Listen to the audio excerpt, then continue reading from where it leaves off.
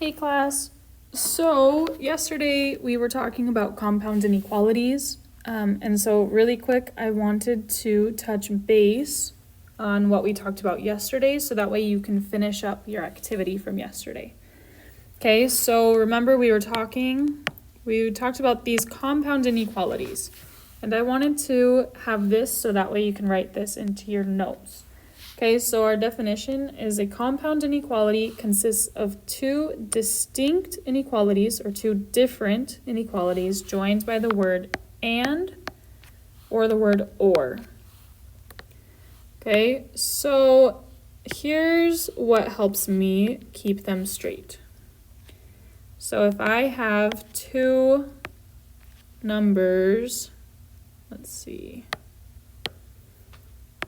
If I have something like this, where I'm shading in between, that is going to be my and. So an and is always, we're shading in between. It's going to look something like this, where 3 is less than, x is less than or equal to 6. Okay? And we'll always include the stuff in the middle. Whereas or, so if we use those same examples, here's my 3 and my 6, it's always going to be the outside, okay? So and is inside, or is outside, and so that would look like x is less than 3, or x is greater than or equal to 6, okay? And so we started this stuff yesterday, and so I just wanted to do a quick review, and so that way you can finish up your partner activity and then work on the rest of your stuff. So this is saying all real numbers that are greater than -2 and less than 6.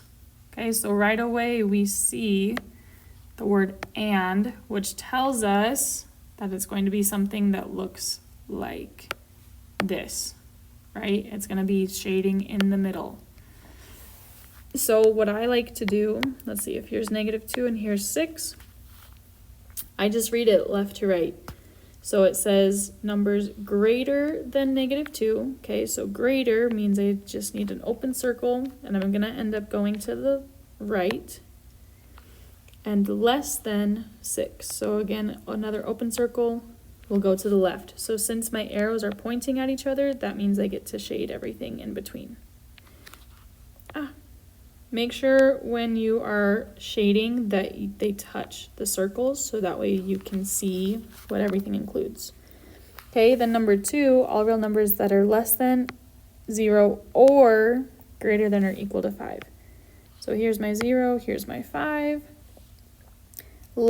This or tells me that it's going to look something like this, right? We're going to have my arrows pointing opposite ways. So less than 0, so another open, we're going to the left, and greater than or equal to 5, we're going to fill that in and go to the right.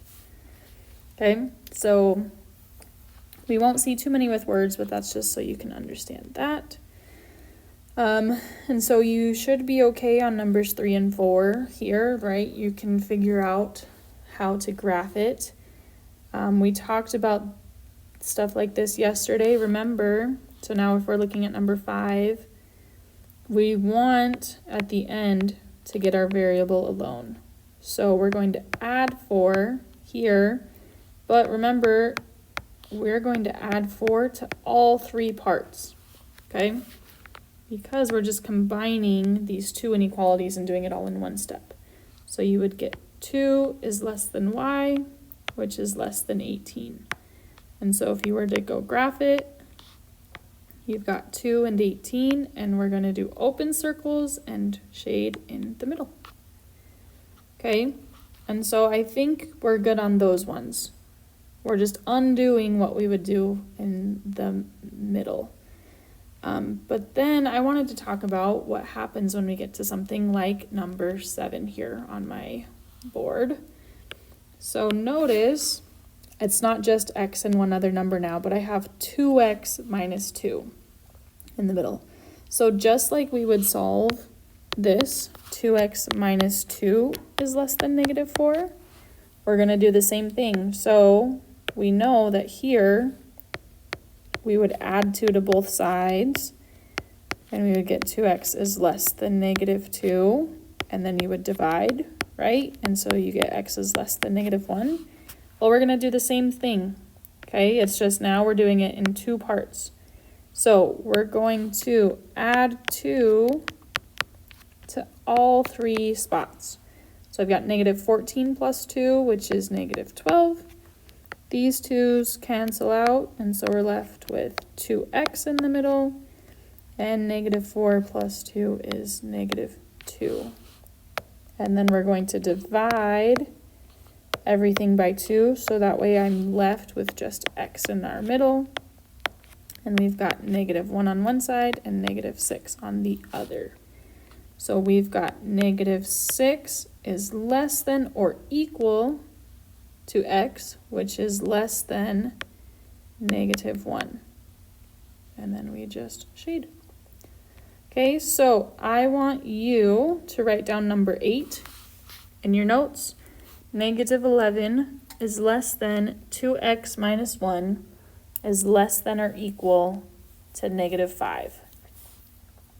So go ahead and write that down, and then I want you to pause this video, and I want everyone to work on this question. Okay, so go ahead and pause.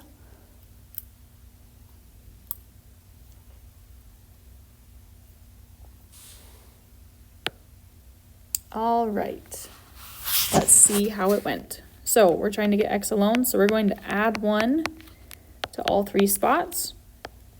So we were at negative 10 is less than 2x is less than or equal to negative 4. Now we need to divide everything by 2.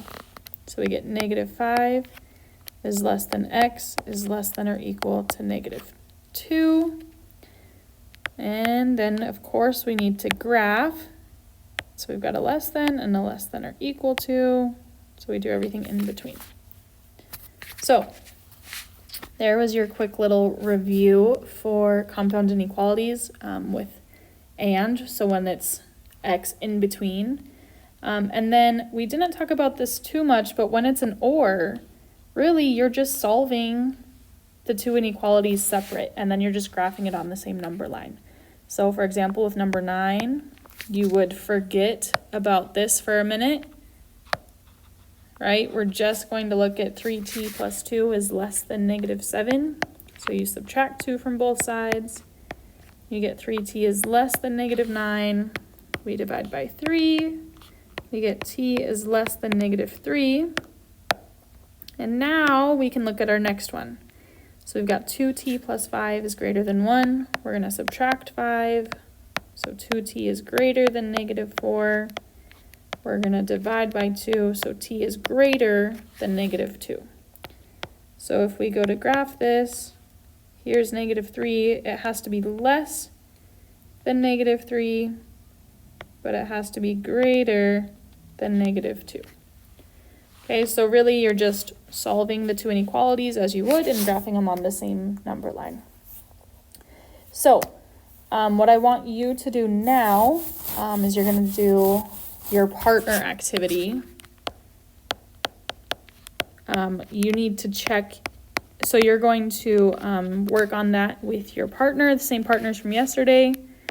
When you are all done, you are going to check your answers.